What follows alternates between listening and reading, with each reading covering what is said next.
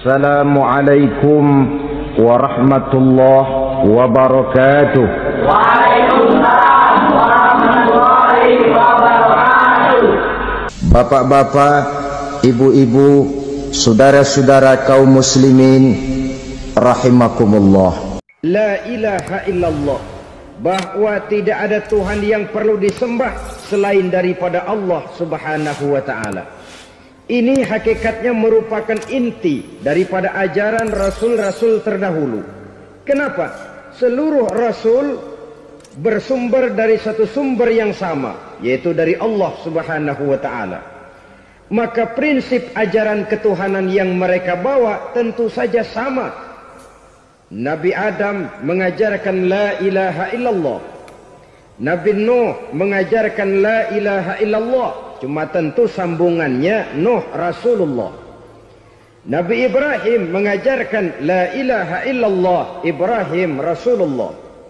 Nabi Musa mengajarkan la ilaha illallah, Musa Rasulullah. Bahkan Nabi Isa mengajarkan la ilaha illallah, Isa Rasulullah. Dan Nabi Muhammad mengajarkan la ilaha illallah, Muhammadur Rasulullah. Akhlak manusia kepada Allah dengan menanamkan tauhid. Jadi kalau ingin berakhlak yang benar kepada Allah, jaga tauhid, pegang teguh akidah. Saudara-saudara kaum muslimin rahimakumullah, lawan daripada tauhid adalah kufur. Kufur bisa dua, bisa kufur iman, bisa kufur nikmat. Kufur itu sifatnya, kafir itu orangnya. Ada orang kufur iman, dan ini merusak akhlak kepada Allah subhanahu wa ta'ala. Kufur iman itu kadang-kadang bentuknya syirik, orangnya disebut musyrik. Kufur iman itu kadang-kadang bentuknya nifaq, orangnya disebut munafik. Kufur iman itu kadang-kadang bentuknya riddah, orangnya disebut murtad. Ini merupakan jenis daripada kufur-kufur iman dan tergelincirnya manusia daripada akhlak kepada Allah subhanahu wa ta'ala. Benar, di zaman sekarang kita tidak menyembah berhala. Memang di zaman sekarang kita tidak menyembah patung. Iya, kita tidak berkeyakinan Tuhan lebih dari satu.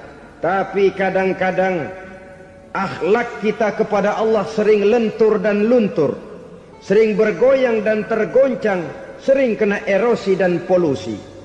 Bahwa kita tidak menyembah Latta, Uzza, Manat dan Hubal seperti masyarakat jahiliyah dahulu, memang.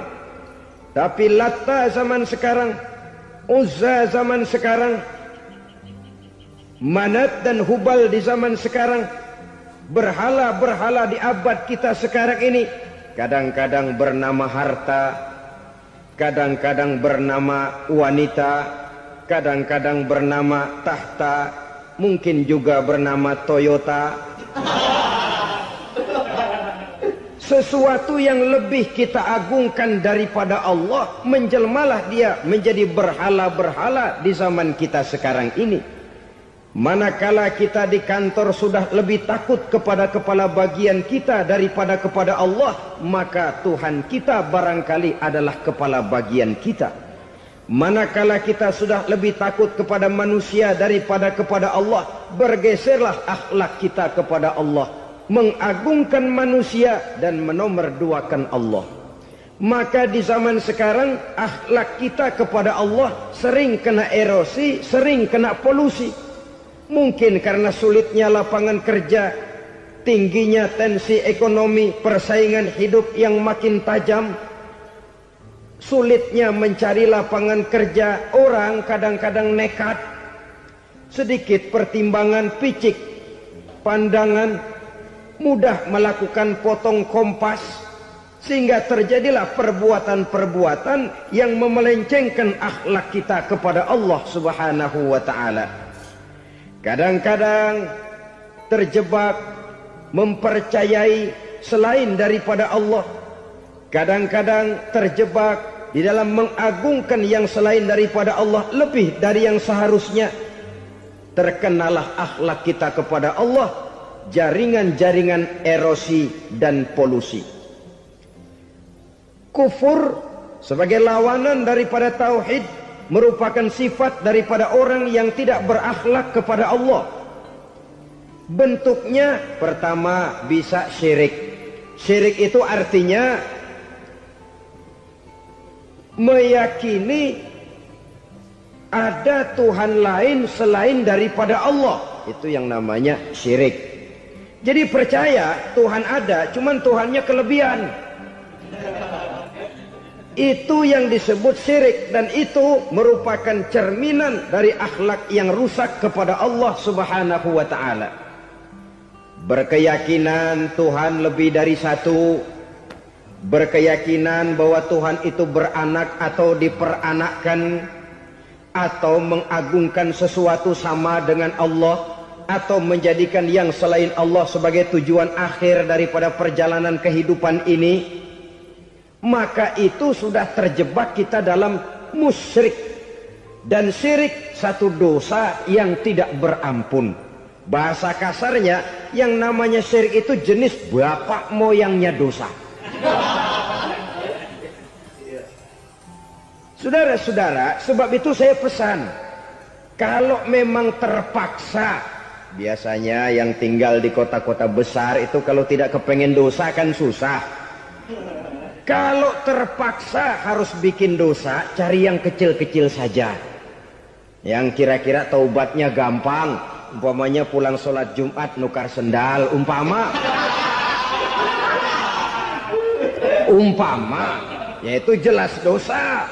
Tapi dosa yang taubatnya agak mudah. Jangan sampai terjebak ke dalam syirik, menyekutukan Allah. Kalau sudah menyekutukan Allah, Allah dimadu, murka benar Allah kepada kita. Innallaha la yaghfiru ayyushraka bih wa yaghfiru ma duna dzalika liman yasha. Allah tidak akan memberi ampun kepada orang yang menyekutukannya dengan sesuatu, tapi Allah mau mengampunkan dosa yang selain itu bagi orang yang dikehendakinya. Jadi orang-orang yang sudah terjebak syirik, menyekutukan Allah, meyakini ada Tuhan lain selain daripada Allah, meyakini Tuhan beranak atau diperanakkan, bagaimanapun baiknya mereka di dunia, bagaimanapun sosial jiwanya, bagaimanapun pemurah tangannya memberikan santunan dan pertolongan kepada orang lain, kalau sudah syirik, seluruh nilai kebaikannya akan tidak ada gunanya lagi. Karena tidak ada tempat nilai kebaikan itu bergantung. Sedangkan kita berbuat baik agar diterima oleh Allah. Kalau Allahnya marah kepada kita, siapa yang akan menerima nilai kebaikan itu sendiri? Ini bentuk yang pertama. Yang nyata-nyata menyembah berhala, syirik. Yang nyata-nyata beriktikad Tuhan lebih dari satu, syirik. Atau yang tersamar. Yang tersamar itu yang sering jadi penyakit kita. Saya sejak ada perkutut ini di rumah, perkutut. Saudara-saudara, yang merusak akhlak kepada Allah, yang merusak tauhid setelah syirik, bisa juga berbentuk nifak. Nifak itu sifatnya, orang yang punya sifat nifak disebut munafik. Asal katanya dari nafakun. Nafakun itu satu lubang yang punya dua muka, seperti goa, ada tempat masuk, ada tempat keluar. Maka munafik orang yang punya dua muka. Kalau bahasa kita, pandai bermain minyak di atas air. Manis jika berhadapan, balik belakang lain bicara. Sehingga apa yang dinamakan nifak, kata Imam Ali Al-Jurjani dalam kitab ta'rifatnya, izharul imanu bil lisan wa kitmanul kufri bil qalbi. Menyatakan, menampakkan iman dengan lidahnya, tapi menyembunyikan kekafiran dalam hatinya. Dengan kata lain, lidahnya mah iman, hatinya mah kafir. Padahal hati itu yang dilihat, padahal hati itu yang dinilai. Kenapa lidahnya mengaku iman? Ya mungkin karena kepepet, mungkin karena kepentingan, Mungkin karena ingin mencari kelemahan orang, lalu dia pura-pura beriman, tapi sesungguhnya hatinya kufur. Ini merupakan penyakit munafik. Dan terus terang, menghadapi orang munafik jauh lebih berat daripada menghadapi orang kafir. Kenapa? Munafik ini kan musuh dalam selimut. Mau dibilang musuh nyata-nyata, apalagi di zaman Rasul ya, ketika periode Madinah, berat sekali menghadapi orang munafik. Mau dibilang kafir, kalau ketemu assalamualaikumnya medok juga. Mau dibilang mukmin, di belakang ngegerundel, nyari-nyari penyakit, nyari-nyari lantaran, mencari-cari gara-gara. Kalau kafir jelas kafirnya, kalau musyrik jelas musyriknya. Tapi munafik, di depan kita dia mengaku beriman, di belakang kita dia caci maki kita. Maka demikian rupa watak orang munafik Allah benci betul. Sampai dalam Quran orang munafik itu divonis innal munafiqin fid darkil asfal minan nar. Orang-orang munafik di dasar jurang neraka yang paling bawah, keraknya neraka. Saudara-saudara kaum muslimin rahimakumullah. Sebab munafik sangat berbahaya. Membahayakan umat, membahayakan agama. Di depan kita mereka ngaku pura-pura beriman. Kalau pidato luar biasa, memuji agama setinggi langit, menampakkan seolah-olah dia orang yang dekat dengan agama. Saudara-saudara, agama penting, agama mutlak. Tapi yang ngomong begitu agamanya apa? Remeng-remeng. Cuma sekedar lipstick, cuma sekedar dekorasi, cuma sekedar kamuflase buat ngibuli orang lain. Dia mengaku beragama, mengatakan agama mutlak, menganggap agama penting, seolah-olah memperhatikan benar tentang tatanan kehidupan beragama, tapi sebenarnya di hatinya tidak lebih berkecamuk penyakit-penyakit kufur. Maka sifat munafik ini termasuk menodai tauhid. Artinya merusak akhlak kita kepada Allah Subhanahu wa ta'ala. Sifat yang ketiga yang juga merusak akhlak kita kepada Allah dinamakan riddah.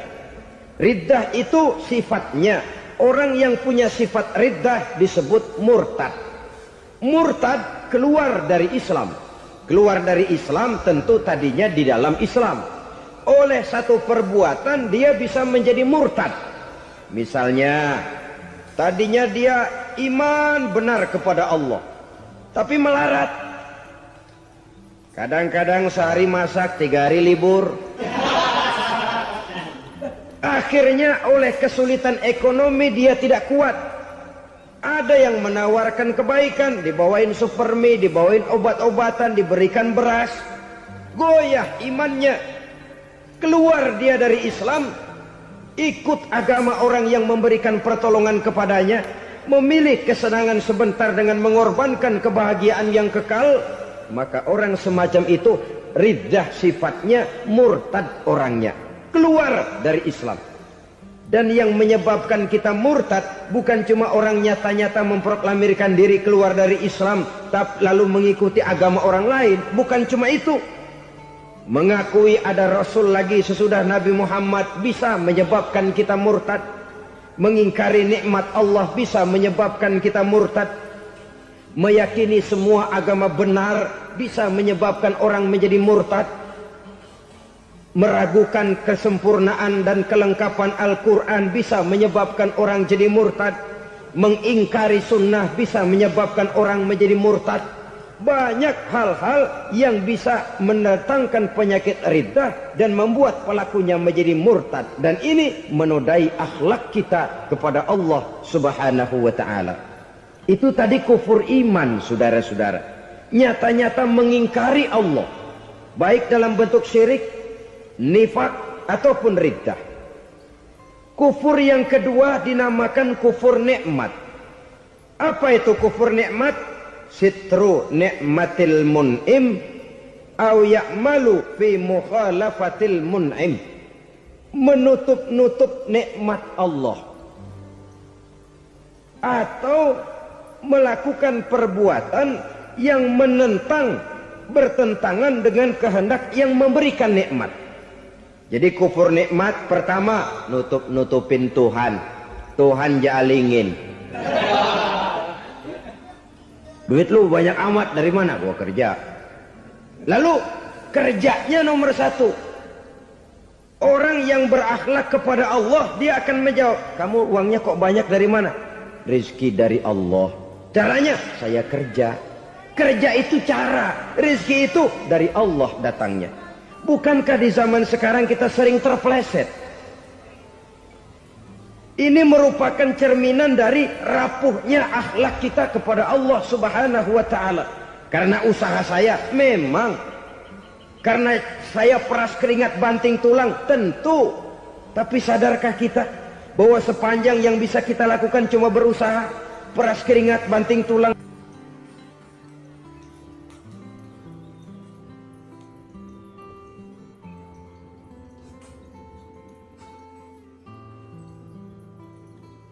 Soal rizki, soal jodoh, soal maut, kitakah yang mengatur? Kitakah yang menentukan? Subhanallah. Manusia sungguh tidak berdaya menghadapi 3 hal paling pokok ini. Rezeki, kita cuma bekerja. Kitakah yang menentukan? Tidak. Kita berusaha saja, rezeki belum pasti dapat. Apalagi kalau kita tidak berusaha. Jangan terjebak dalam fatalisme. Belum perang udah nyerah. Emang dasar rezeki datangnya dari Tuhan, gak usah kerja, dan ntar juga kalau dia datang. Dari mana datangnya? Kerja saja belum tentu dapat rezeki, apalagi kalau tidak kerja. Yang jelas usaha perlu kepastian, itu urusan Allah. Ini akhlak kepada Allah Subhanahu wa ta'ala. Jodoh juga begitu. Kita berusaha, kita berupaya, Allah menghendaki lain jadinya. Maut juga begitu. Siapa sih yang pengen ngadepi maut? Siapa sih yang pengen mati? Siapa sih yang pengen ketemu malaikat Israel? Tidak seorang pun kalau ditanya, kecuali mereka yang putus asa ya. Kalau otaknya masih normal, mau mati mesti belakangan dulu udah dikit. Tapi yang satu itu saudara, kalau dia sudah datang, tenaga mana yang bisa menolak? Kalau dia sudah berkunjung, kekuatan mana yang bisa menghindar? Kalau dia sudah ingin bertemu, kemana kita bisa melarikan diri? Manusia sepanjang yang dia lakukan hanya berusaha, tapi kepastian, ketentuan dari Allah Subhanahu wa ta'ala. Orang yang kufur nikmat, nutupin Allah. Dia merasa rezekinya adalah mutlak peras keringatnya. Seolah-olah Allah nggak punya peranan apa-apa di situ. Oh, ini kan saya bisa rumah begini karena saya kerja keras. Oh, ini mobil saya begini saya kerja keras. Peras keringat banting tulang keras.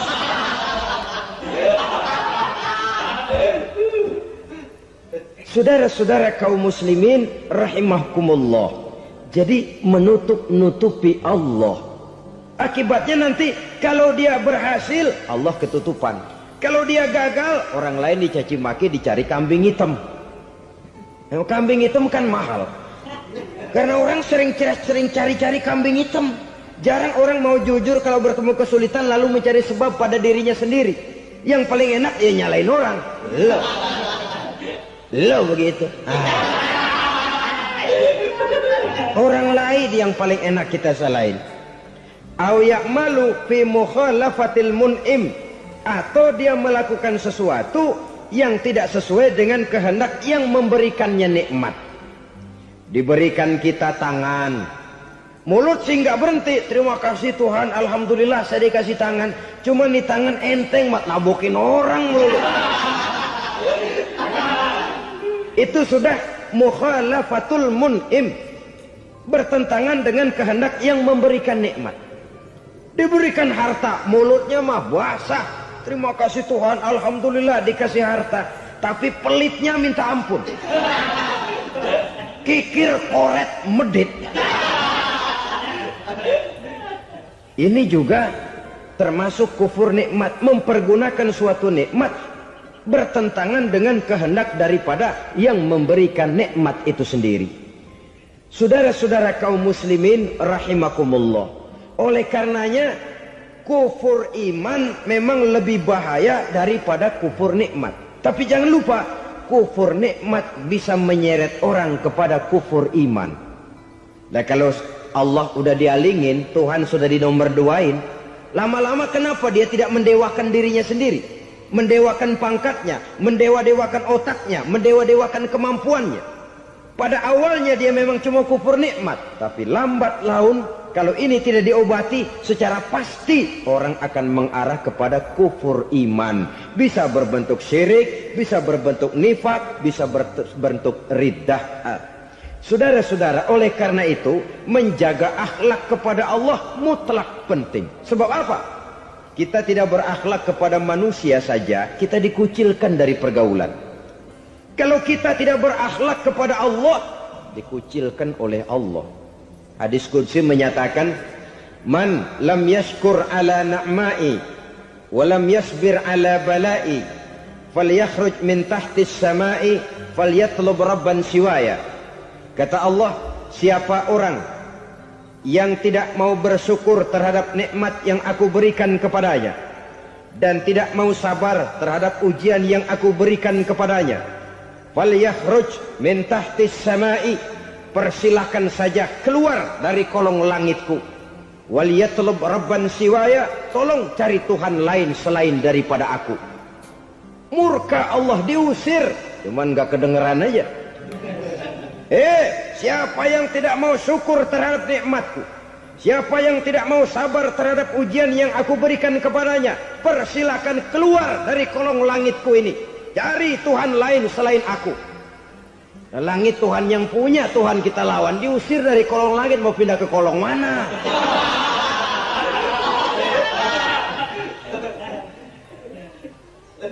Jadi jangan merasa kufur nikmat kan enteng. Iya, kelihatannya begitu, tidak sebahaya kufur iman. Tapi kufur nikmat ini merupakan anak tangga yang kalau kita sudah mulai naik, kita akan naik terus sampai kepada tingkat di mana kita mengalami kufur iman. Kalau sudah ke sana, maka akhlak kita kepada Allah terkenalah erosi, terkena polusi, hancur akhlak kepada Allah, dan itulah sumber kesengsaraan abadi. Kalau cuma kita tidak berakhlak kepada manusia, barangkali resikonya cuma kehidupan di dunia ini. Mungkin juga ada kehidupan akhirat. Tapi kalau sudah tidak berakhlak kepada Allah, dunia akhirat kita rugi dan celaka. Maka pada kesempatan ini saya mengajak, marilah jaga baik-baik akhlak kita kepada Allah. Satu kali kita bertauhid, sampai mati kita bertauhid. Satu kali la ilaha illallah, jangan tergelincir lagi kita keluar daripada kalimat itu.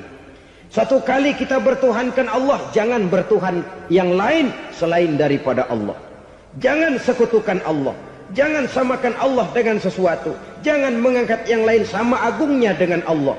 Sebab dengan demikian kita seolah-olah sudah mengotori akhlak kita kepada Allah Subhanahu wa ta'ala. Saudara hadirin yang saya hormati, jadi oleh karenanya akhlak kita kepada Allah merupakan basis daripada kehidupan beragama. Kalau itu sudah mulai rapuh, mulai terkena erosi dan polusi, mulai rusak, dikhawatirkan nanti nilai ibadah kita kepada Allah juga akan turut ambruk karenanya.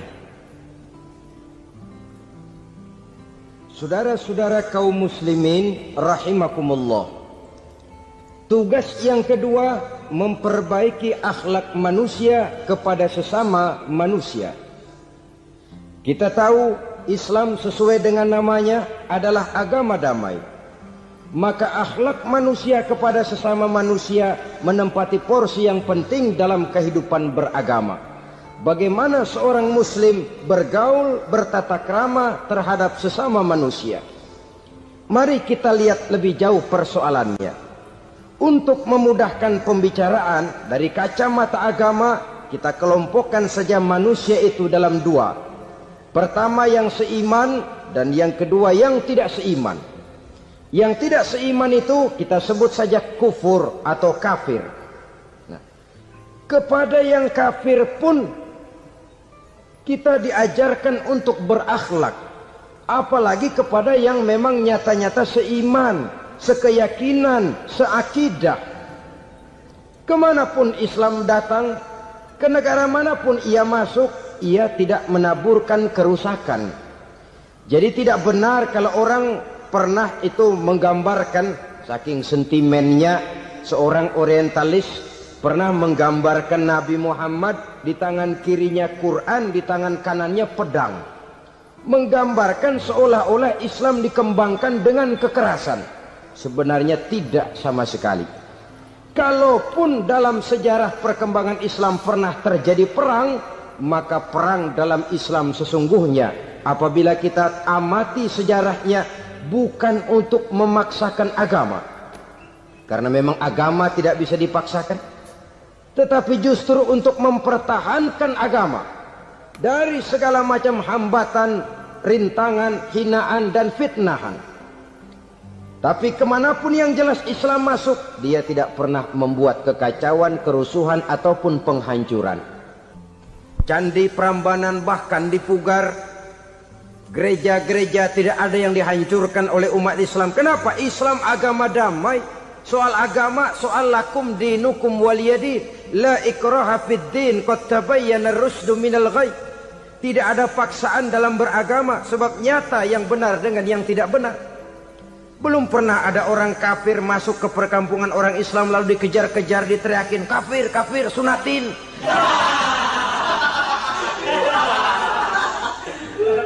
Belum pernah. Kenapa? Islam menghormati orang lain agama. Nah, yang kafir ini macam-macam, saudara. Ada kafir harbi. Nah, ini kafir kerok.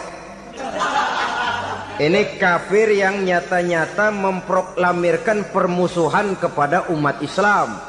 Nyata-nyata mengganggu ketenangan umat Islam. Kafir yang seperti ini yang boleh diperangi. Misalnya kita mau sembahyang Jumat dijagain, nggak boleh sembahyang Jumat, getok palanya. Kafir harbi artinya tantangan perang datang dari mereka, bukan kita yang mulai, mereka yang buka front. Prinsipnya umat Islam tidak boleh mencari-cari musuh, tapi pun tidak boleh lari kalau ketemu musuh. Musuh jangan dicari, ketemu jangan lari. Karena itu kesan seolah-olah umat Islam ini teroris, umat Islam ini destroyer, umat Islam ini sering menimbulkan keonaran, kerusakan. Sungguh satu fitnahan yang sangat keji. Umat Islam adalah umat yang cinta damai. Islam di masa perkembangannya masuki Eropa melalui Selat Gibraltar, Jabal Tariq, memasuki Spanyol. Islam tidak pernah meruntuhkan gereja. Islam tidak pernah membunuh orang-orang Nasrani. Bahkan Islam mewariskan peradaban dan kebudayaan yang begitu tinggi nilainya di bidang ilmu pengetahuan. Sampai ketika itu Barat banyak mengkaji ilmu pengetahuan dari dunia Islam. Buku-buku berbahasa Arab diterjemahkan ke bahasa Yunani, dipelajari oleh para cendekiawan di negeri Barat sana. Mereka mengambil manfaat yang banyak dari masuknya Islam ke Eropa. Sementara gereja tetap berdiri dengan megahnya. Kuil-kuil tempat peribadatan tidak satupun yang diusik-usik. Kenapa? Islam agama yang cinta damai. Asal dia tidak diganggu, asal kehormatannya tidak dihinakan. Jadi kafir harbi, kafir yang nyata-nyata nantang perang, ngajak berkelahi. Itu kafir yang nyari penyakit. Kafir harbi ini boleh diperangi dengan catatan mereka yang memang mulai. Yang kedua kafir zimmi. Kafir zimmi, kafir yang hidup di tengah mayoritas muslim, tapi mereka mau hidup dengan aman, damai, tenang. Mereka wajib dilindungi. Bahkan Nabi pernah memberikan satu jaminan, man aza zimmiyan faqad azani.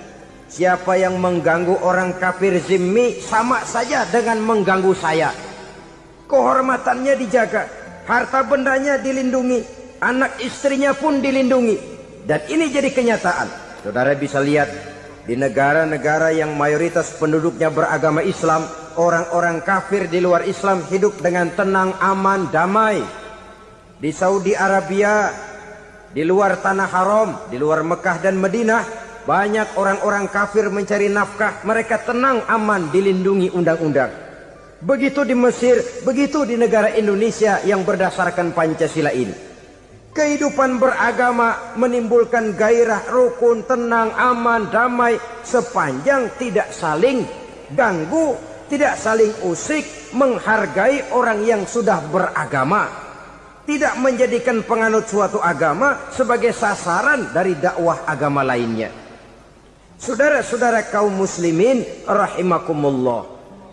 Jadi memang oleh Al-Quran kita dianjurkan asyidda 'alal kuffar ruhama bainahum. Tegas kepada orang kafir, kasih sayang kepada sesama muslim. Tapi tegas bukanlah berarti marah-marahan, bukan berarti musuh-musuhan, bukan ngajaki perang. Tegas dalam arti punya garis tentang kehidupan beragama, lakum dinukum waliyadin. Soal kehidupan sosial, mari kerjasama.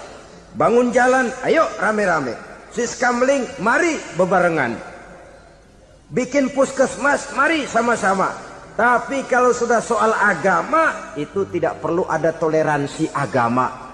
Yang perlu toleransi antar umat beragama. Kalau umatnya mau kerjasama silakan, tapi tidak menyangkut soal ibadah. Jangan kerjasama di bidang ibadah. Itu kerjasama yang salah pasang, saudara-saudara. Sehingga dengan demikian toleransi adalah menyangkut kehidupan antar umat beragama. Sedangkan agama sendiri punya kapling yang nyata. Sehingga dengan demikian tegas kepada orang kafir dalam arti kita punya satu kepribadian. Tidak ngambang. Enggak, lalu kalau ditanya orang, sebenarnya agama lu apa sih? Ah, gua mah gimana musimnya aja. Agama pakai musim kayak rambutan. Akhirnya ya begitu, musim-musiman. Ke masjid kelihatan, ke gereja hayo, ke candi nongol, ke apa? Bingung malaikat bagaimana nyatetnya nih bocah ini. Di mana aja ada. Kita punya satu kepribadian. Saya muslim dan garis saya ini, lakum dinukum waliyadin.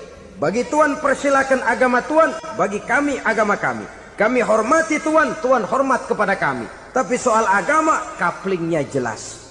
Kerjasama, mari urusan muamalah, bidang sosial.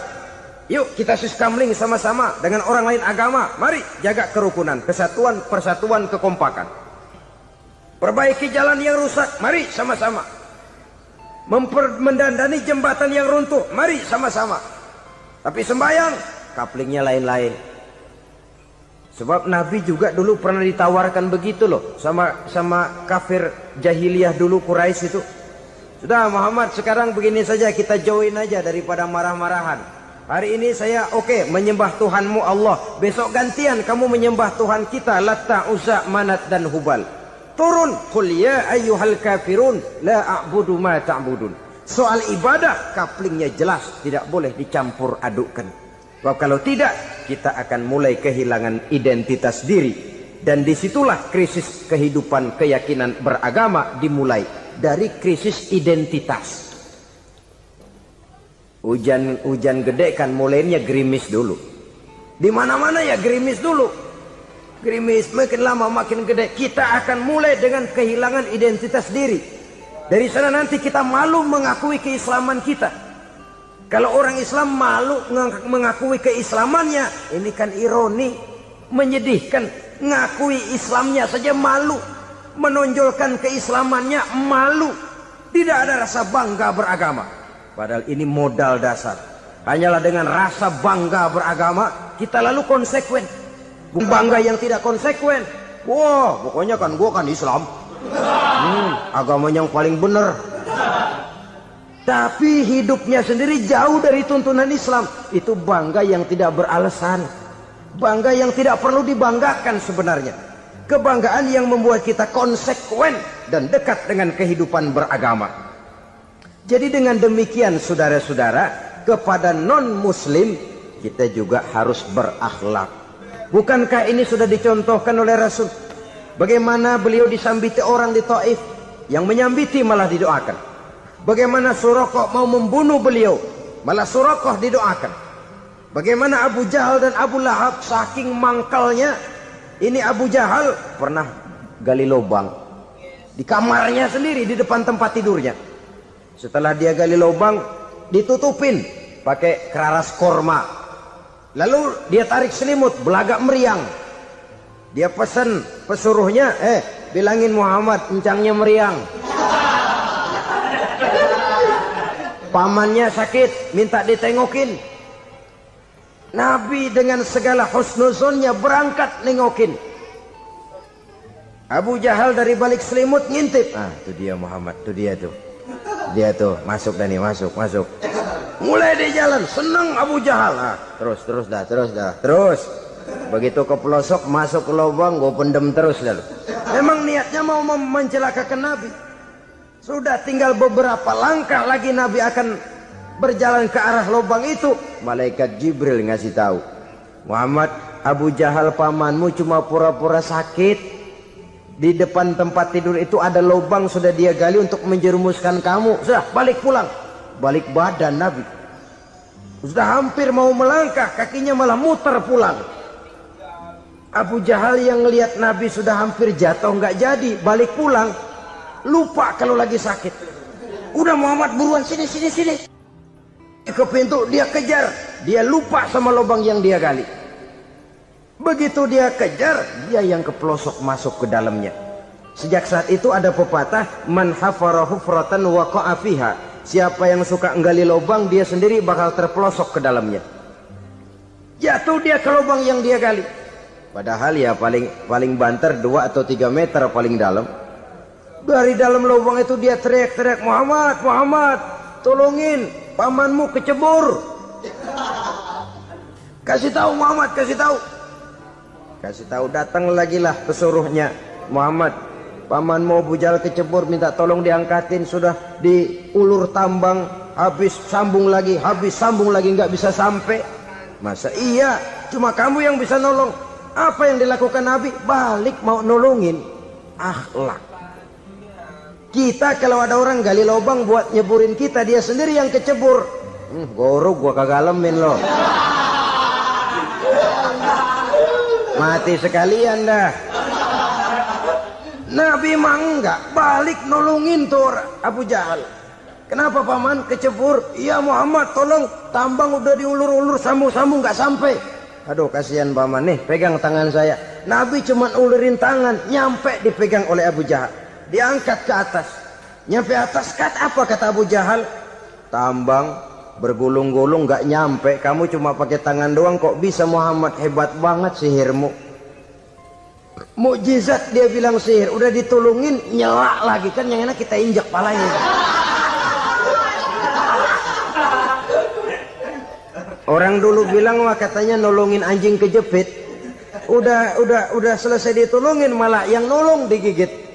Saudara hadirin yang saya hormati, kepada orang-orang kafir kita harus berakhlak, menghormati mereka, tidak memaksakan satu keyakinan dalam batas-batas yang ditolerir oleh agama, yaitu pada masalah-masalah sosial dan muamalah.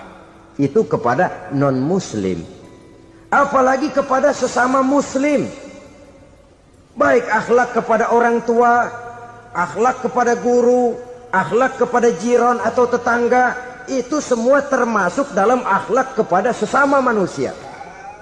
Akhlak kita kepada orang tua, kadang-kadang kita orang timur ini ketularan orang barat.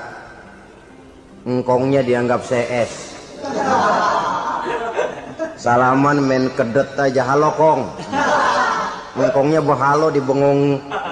Saudara-saudara kaum muslimin rahimakumullah, akhlak yang tua kepada yang muda, akhlak yang muda kepada yang tua, kepada jiran dan tetangga, kepada sanak famili dan handai tolan, pendeknya kepada sesama muslim. Tetangga ada haknya, ada hak tetangga yang kalau kita berakhlak itu harus dipenuhi.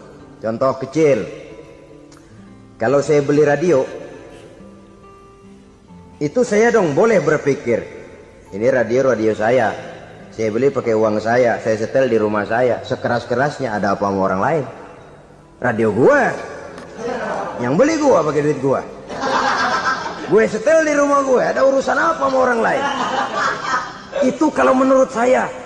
Tapi tetangga sebelah saya kan bisa juga ngomong begitu. Mata gue, yang ngantuk gue tidur di rumah gue, kenapa suara radio lu masuk kemari? Ketika itulah lalu kebebasan saya nyetel radio dibatasi oleh kebebasan tetangga saya yang mau tidur. Ini sudah akhlak namanya. Umpamanya lagi ada Nabi ajarkan, iza tobakhta maraqatan fa'akthir ma'aha wa ta'ahad jiranaka. Kalau kamu masak sayur, banyakin kuahnya, bagiin tetangga kamu. Bukan bagiannya itu yang jadi soal, tapi akhlak kepada tetangga. Udah tahu tetangganya kelaparan, diseksa, goreng ikan asin, se-RW baunya ngayap, kembang kempis orang nungguin. Saudara hadirin ma'asyiral muslimin rahimakumullah. Jadi dengan demikian, kalau sudah kembali kepada orang-orang yang nilai imannya sama dengan kita, apapun organisasinya, apapun baju yang mereka pakai, kaos yang mereka pakai, jaket yang mereka pakai, kalau sudah seakidah, seiman, jaga akhlak kita. Pendapat boleh berbeda, kaos boleh tidak sama, jaket boleh beraneka warna, bendera boleh beragam-ragam, tapi ukhuwah Islamiyah ini utamakan. Adalah lebih baik mencari persamaan dalam kehidupan dan bukan memperbesar perbedaan. Hanyalah dengan mengembangkan nilai-nilai akhlak semacam ini, toleransi tidak hanya diperlukan kepada yang non-muslim, kepada sesama muslim pun toleransi. Artinya apa? Jangan memponis amalan orang lain. Yang usoli, yang tidak usoli, berjalanlah menurut keyakinannya masing-masing. Jangan lalu memponis, itu namanya nggak toleransi. Kamu nggak pakai usoli ya? Enggak. Brengsek. Kamu pakai usoli ya? Iya. Bidah. Lah dua-duanya kagak yang bener. Kalau yang sembahyang kagak bener, bagaimana yang kagak sembahyang? Apa itu yang bener? Toleransi, setuju dengan perbedaan pendapat, jangan memponis amalan orang lain. Karena kita hanya beramal, hak menerima adalah Allah Subhanahu wa ta'ala. Jangan sebentar-bentar mencap bidah, dolalah, finnar, neraka. Kayaknya neraka kapling orang tuanya kali. Gampang bener masukin orang ke neraka. Kita kadang-kadang bisa toleransi dengan orang luar, tapi kepada sesama muslim toleransi tidak sanggup kita adakan. Mengklaim merasa kita yang benar, orang lain salah semua, itu tidak toleransi namanya. Mentang-mentang jadi ustadz, nih satu-satunya ustadz di sini ya, semuanya mesti ngaji kemari. Kalau nggak ngaji kemari Islamnya kurang tapi bener. Toleransi, saudara-saudara kaum muslimin rahimakumullah, lapang dada menghargai orang yang berbeda pendapat, apalagi kalau perbedaan pendapat itu menyangkut hal-hal yang tidak prinsipil, menyangkut hal-hal yang sekunder dalam kehidupan beragama, menyangkut masalah-masalah yang dalam bahasa fikih disebut soal-soal furu'iyah. Tidak usah menyebabkan kita bersih tegang. Kepala sama hitam pendapat boleh berbeda dan halal. Bahkan Nabi mengatakan ikhtilafu ummati rahmatun. Perbedaan pendapat di kalangan umatku bahkan menjadi rahmah, sepanjang perbedaan pendapat itu diiringi dengan rasa toleransi. Tapi kalau sudah main baku hantam, main klaim, memponis orang lain, akhirnya timbullah keretakan. Jangan heran kadang-kadang satu masjid dua kelir. Ya soal kelir boleh kelar-kelir, boleh kelar-kelir, tapi kalau harus terlalu mencolok menyebabkan timbulnya keretakan, saya kira yang akan turun bukan lagi rahmah tapi bala. bala akan menimpa kita, jatuh kita menjadi umat yang lemah. Oleh karena di antara kita sendiri, sesama kita tidak pandai bertoleransi, tidak lapang dada. Ada anak muda kelihatannya mau majuan dikit, yang tua curiga. Nih, kalau dia maju pasaran gua bangkrut dong nih. Lalu ditekan tuh anak ditekan melejit. Kadang-kadang yang tua maksudnya baik, mau memelihara, yang muda salah terima. Kan tua kejemur. Dari dulu sampai sekarang gitu-gitu doang. Anak kemajuannya. Padahal yang tua barangkali maksudnya juga baik, mau memelihara. Sebenarnya kalau kita bisa mencoba mencari titik temu dengan alur komunikasi, tidak merasa diri yang paling benar, tapi toleransi, boyak menerima pendapat orang lain, setidaknya mau mendengar omongan orang. Yang susah kalau udah kena penyakit nggak mau ngerti omongan orang, nggak mau nerima pendapat orang. Kodok di kolong tempayan, cukeng kayu asem, asal ijo udah ijo aja ijo dah. Nggak ngerti omongan orang, yang kayak begini yang orang jadi kesandung. Oleh karena itu saudara-saudara, alangkah nikmatnya kehidupan ini apabila kita menyadari kita ini ummatan wahidah, satu umat yang satu, yang diikat dengan akidah. Kalau kepada yang non muslim saja kita diajarkan untuk berakhlak, apatah lagi kepada yang seiman, seakidah, sekeyakinan. Wajarkah perbedaan pendapat yang kecil-kecil lalu menyebabkan kita bertolak belakang, cerai-berai, centang perenang? Bila bertemu di jalan yang satu menyisih ke kiri, yang lain menyingkir ke kanan. Kalaupun juga bercampur di tengah kumpulan orang banyak, persis air dengan minyak. Yang atu melengos, yang atu madep mojok. Orang lain senyum, dia mau pada manyun. Saudara-saudara kaum muslimin rahimakumullah, realita ini walaupun tidak enak, pahit, tapi masih hidup di sebagian masyarakat kita. Ini yang perlu kita atasi. Soal toleransi kepada orang lain, sejarah sudah membuktikan. Mari kita jangan cuma bisa mengajak orang lain, umat lain untuk bertoleransi dengan kita, tapi kepada sesama kita, toleransi ini perlu kita tegakkan, perlu kita bina. Terutama di dalam kita menuju bentuk ideal daripada konsep ukhuwah Islamiyah ini, yang memang selalu kita akan cari bentuk-bentuk idealnya sejalan dengan perkembangan situasi dan kondisi yang dihadapi oleh umat.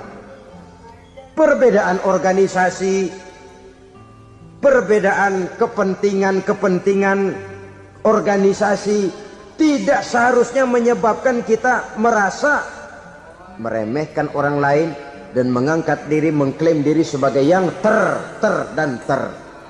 Jadi dengan demikian, apabila yang pertama tadi akhlak kepada Allah dinamakan hablum minallah, maka yang kedua ini merupakan hablum minan nas. Jikalau baik akhlak kita kepada Allah, baik akhlak kita kepada manusia, nikmat rasanya menjalani kehidupan. Kadang-kadang orang akhlaknya kepada manusia baik, tapi kepada Allah tidak baik. Hormat sama yang tua, menyayangi yang muda, sama tetangga rukun, tapi sama Tuhan nggak mau sujud. Ini baik kepada manusia, tapi tidak berakhlak kepada Allah. Atau sebaliknya, sujudnya sama Allah mah tekun, bener khusyuk, bahasanya juga fasih, luar biasa. Tapi sama manusia sombong, takabur, ujub, merasanya dia doang yang paling benar. Sebab iblis itu ya, itu kadang-kadang datang lewat hati, dan memang selalu markasnya di situ. Kalau dia tidak bisa menggoda kita dengan yang lain, dia tumbuhkan sifat ujub. Dia bisikin, wah memang di kampung ini yang paling banyak ibadahnya ente, yang lain mana, lihat tuh kerocok semua. Lalu di hati orang itu tertanam sifat iya ya. Nah, tatkala iya ya, dia sudah terkena serangan iblis. Akhirnya apa? Orang lain diremehin. Asalnya kagak mau sembahyang, ya diajak salaman udah najis aja dah. Ketemu juga mukanya ditekuk 4. Akhirnya bukan ngajak malah ngenyek, ngina. Lah orang dihina makin jauh, makin tidak tersentuh. Bukan cara itu yang diajarkan oleh Rasul. Bahwa orang tidak mau sholat, tugas kita mengajak. Soal dia tidak sholat, itu dosa dia kepada Allah. Saudara-saudara kaum muslimin, ujub disuntikkan oleh iblis ke dalam hati kita. Sujudnya kepada Allah benar, tapi akhlaknya kepada sesama manusia. Merasa paling benar sendirian, merasa orang lain salah semua. Pokoknya kalau di luar lingkungannya udah kagak bener aja udah bahaya. Saudara-saudara, ini juga penyakit yang disuntikan oleh iblis. Sebab iblis itu tipu dayanya luar biasa, strateginya lihai.